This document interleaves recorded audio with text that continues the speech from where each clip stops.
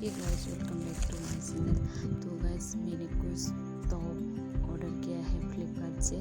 आप लोग देख पा रहे होंगे, ये वाइट कलर और दूसरा कलर में भी है, कलर ऑप्शन भी है। तो ये रिबन वाला मुझे बहुत ही अच्छा लगा है। बस थोड़ा सा ट्रांसपेरेंट है, फिर भी काम चला हुआ है।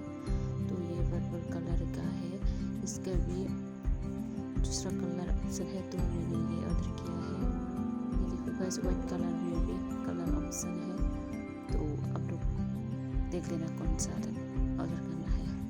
और ये थोड़ा सा मैंने जो पिक्चर में देखे ऑर्डर किया था, थोड़ा सा कलर डिफरेंट है, फिर भी अच्छा है ये भी। तो अब सभी में प्रोडक्ट देख कर दूँगी। और ये टी शर्ट भी बहुत ही अच्छा है, कॉटन का है, मिंत्रा से मैंने लिया है। तो अब इसी में मैं सब का प्रोडक्ट का देख कर दूँगी, तो देख लें।